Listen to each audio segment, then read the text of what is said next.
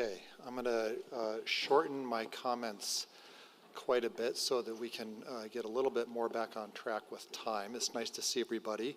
I'm here to present the Chris Wood Rising Star Award. It's still weird to come to a KCA meeting without Chris.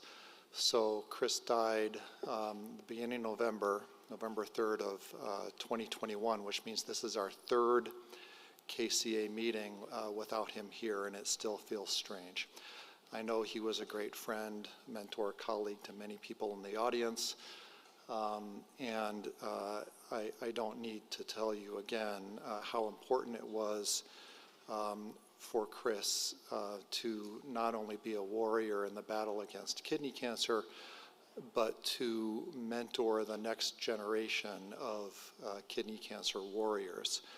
So after we lost Chris, the KCA, in its great wisdom, decided that we should name an award for a rising star, a junior faculty who is clearly going to be leading us forward in our battle against kidney cancer. So this award is dedicated in Chris's name to support the next generation of kidney cancer providers and assure that they understand that we are pulling for them and inspired by them and appreciate their dedication and hard work. One of the other benefits of the award is it gets you on the stage for the wood fire session, so that's just a little added bonus. So this year, the Chris Wood Rising Star Award goes to Pavlos Masul, and I should have started the day with a little pad of paper and just made a little tick mark every time his name was mentioned, because perhaps that would have been a good way of justifying the pick. You've heard his name many, many times today. For those of you that don't know him, he's an MD PhD who got his MD PhD at the University of Athens in Greece. He then got his internal medicine residency completed at Albert Einstein and did his oncology fellowship at MD Anderson. You heard earlier Nazar talk about pulling in a faculty member who is smarter than you and surrounding yourself by smart people. Nazar's pretty darn smart, but I've had a little look at Pavlos's talk that you're going to hear, and just hang on to your hats. It's going to wow you. He is incredibly brilliant. He is a practicing medical oncologist, has an active practice, and he's also an active researcher in cancer biology, with his research focused, as you've heard, on the molecular mechanisms that underpin rare cancers, especially, as you heard, renal medullary cancer. He's also quite interested in novel clinical trial design and is really pushing us to advance the science of kidney cancer on multiple fronts. So I know nobody wants to hear anything more from me. I'm going to invite Pavlos up to the stage, and congratulations, Pavlos, on this award.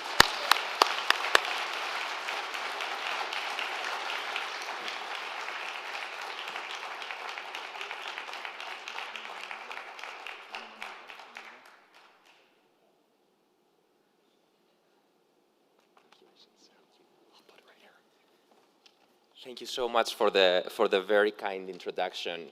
And this is supposed to be a lecture, and in fact, these are topics that I wish I could have had the opportunity to discuss with Chris. I wish I would have been able to talk about, you know, our ideas to recognize and avoid what we realized is now called the Table 1 fallacy and the Table 2 fallacy. So these are the learning objectives for today. And, you know, this is one of my first interactions with Chris Wood. You can tell it because he got my name wrong, and he did get it right the second time.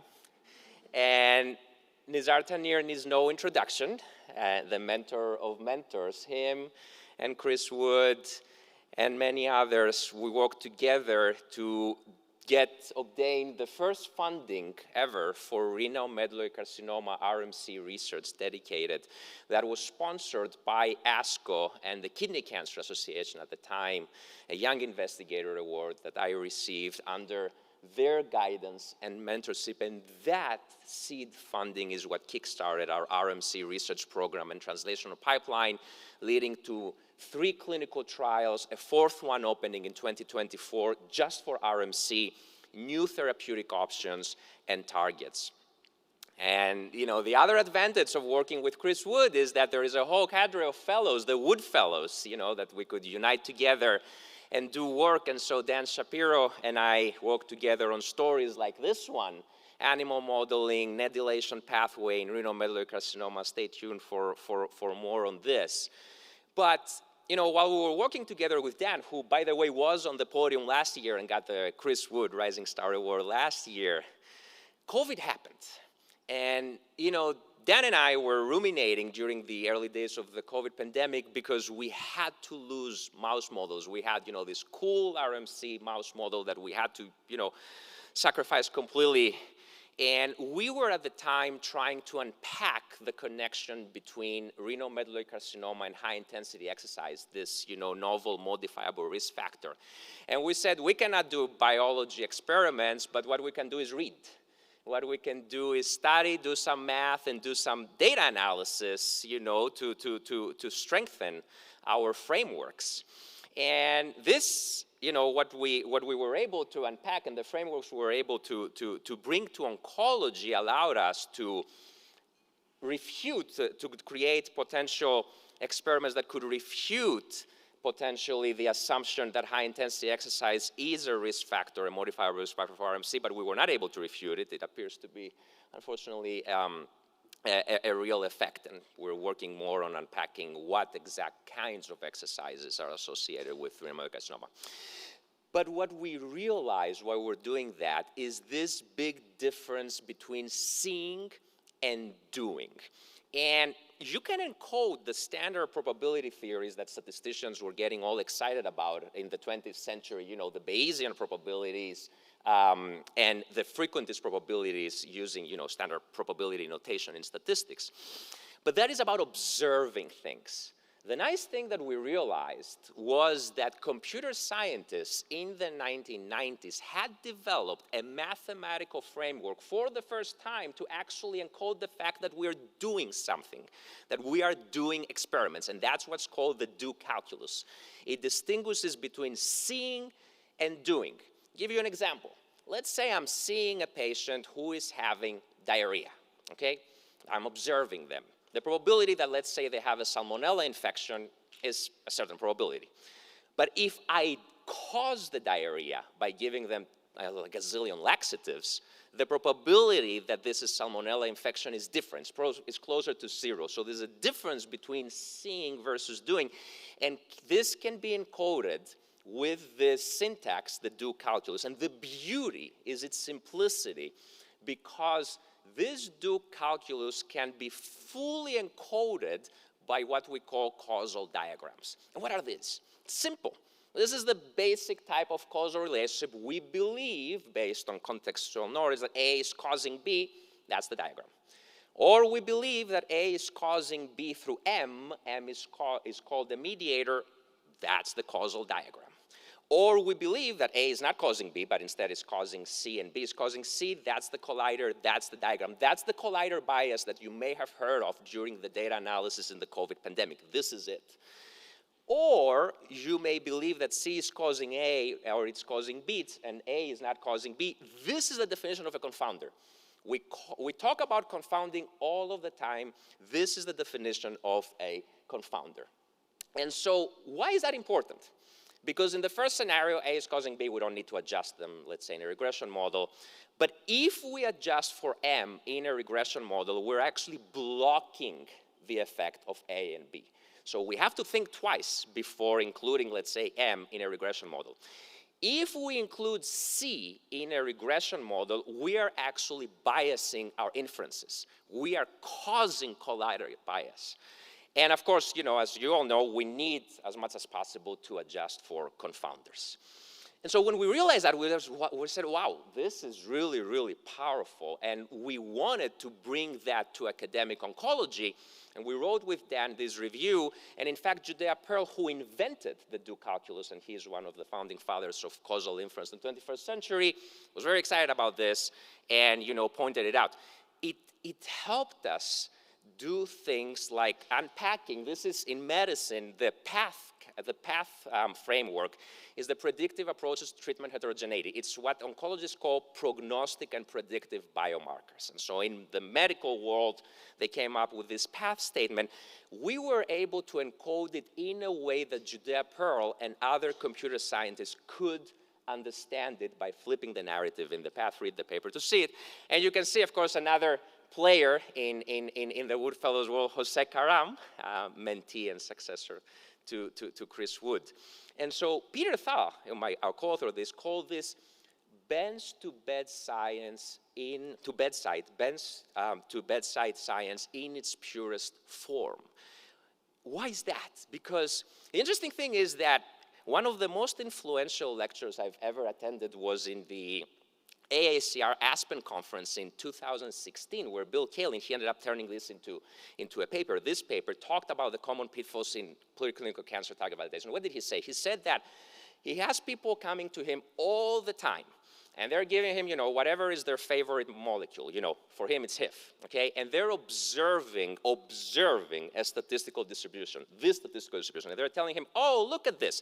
If you are HIF high based on this survival distribution, you have worse survival, so we need to target it. And he said, no, that's not the inference you should make. Why? Because we always have to think about the underlying causal mechanisms. And he literally, in this paper, uses graphs to explain that. If, for example, hypoxia is causing increased HIF and that's causing aggressive growth based on contextual knowledge, then yes, we want to target HIF. But in the other scenarios that he shows in his paper and in his causal diagrams, we should not. That's the power of thinking in the structured causal way. And this helps as well, when we promoted that within MD Anderson, our radiation oncologists, Alex Surrey and Ethan Ludmir, took this to the next level and were even able to encode what statisticians call the table one fallacy. What is that? Table one fallacy happens often in randomized trials where, you're looking at the table one of a trial and you're seeing imbalance, so you're saying, oh, the randomizations didn't work. Sometimes you even put p-values to show it. But that is wrong. It's literally a fallacy because randomization of treatment assignment is supposed to cause these imbalances. In fact, if it wasn't causing them, then the standard errors and the confidence intervals that we produce would be wrong because they assume that they will be imbalanced. And so Alex and Ethan found that 25% of oncology RCTs commit the table one fallacy. He just published this in the European Journal of Cancers. Why does this happen? It's very simple. This is an actual random pattern. Randomness comes in clusters. The homogeneous pattern that I'm showing on the right, the balanced pattern, is not random. And what I did, again, I actually put it in a random generator. I had a random, coin flip sequence, and you see it's not balanced. This is why Ronald Fisher, the inventor of randomized trials, he said, balance what you know, we usually do that with stratification, and randomize what you don't know. Not to achieve balance, but to achieve other things. So then when we realized all of this power that this structural causal modeling would give us to help our RMC research and beyond, we said with Dan, well, if this is legit, then let's see what happens if we take one of the largest RCC databases, the MD Anderson one, and we ask it a simple question: does RCC histology, clear cell versus non-clear cell, affect survival? Something that's pretty well established. And when we did it the standard way, the way people do it, where we throw in covariates without thinking into the regression model, we got noise. We got confidence intervals all over the place, p-value of 0.2, noise. But when you think about it, this statistical model corresponds to this causal diagram. This causal diagram is clearly wrong. Why? Because the number of metastases does not cause the histology. Everybody knows that. That's known contextual knowledge. So why would I create this regression model to answer my scientific question. Instead, the way to do this is you use contextual knowledge, like we always do, to start with a plausible causal diagram to encode your question the way we do in the lab, and then generate your analysis model based on this. And when we did that, we realized that the only confounder from the ones we were considering was biological sex. We put that in the model. Now we're seeing the signal we were supposed to see cleanly. That's efficiency. That's how you can take a rare cancer like RMC, which is extremely deadly and does not forgive too many errors, and create efficient paradigms. Now, with this, we can even understand, it's the only way to understand what statisticians and epidemiologists call the table 2 fallacy. What is the table 2 fallacy? Table 2 fallacy is usually people, make their regression models, and that they put it in table 2, and they throw in the covariates, and then one of the variables is, their actual primary hypothesis, and then everything else they see, they believe the hazard ratio that they get is encoding what they're looking for. But that is not true, because in this regression model was created to answer a specific question: the effect of RCC subtype on overall survival. If I want to find the effect of biological sex on overall survival, then if I adjust for RCC subtype, I am blocking a key pathway, because RCC subtype is a mediator. Again, this is the physician-scientist motto, that your data analysis model should always depend on your question, your hypothesis at hand. And this allows us to do exactly that. And so once we realized, again, the power with this and brought this to oncology, Andy Han and Jen McQuaid have been using this to tackle the question of the obesity paradox in cancer, including kidney cancer. Andy, again, and Chris Logofidis, literally with Andy Han, we speak in causal diagrams. He emails me causal diagrams. They're attacking the overlap syndrome that they have defined in prostate cancer, again, using these languages. Omar Al-Halabi, small cell bladder cancer, neuroendocrine paper just published, again, using these languages to help his retrospective analysis models. Peter Thal-Juhi and my wife, Boral Lim, they're using these approaches to develop personalized treatments for breast cancer. Outside of MD Anderson, Texas Children's, this is used for global oncology efforts. And at the Fred Hutch, Jonah Gauthier is already using this to do analysis in lymphomas. In Europe, Alberto Carmona-Bayonas has now been using this to attack problems and spurious associations within real-world registers. In Spain, of course, it had to be also, get to my home country of Greece, where it has already been used to evaluate gender disparity trends in academic publishing. So growing fast, and again, I wish Chris Wood was here, and maybe he's looking to hear and brainstorm and debate these ideas and these concepts. And again, what is the take-home message? Whenever you look at data, always ask yourself, what are the underlying mechanisms that generate the data? Or else, how did we come to see what we're seeing? That's the key questions. And causal diagrams are one tool, there are others, that can be used to explicitly represent and investigate such mechanisms in your lab, in your clinic, everywhere. Thank you very much for your kind attention, and thank you so much for this award.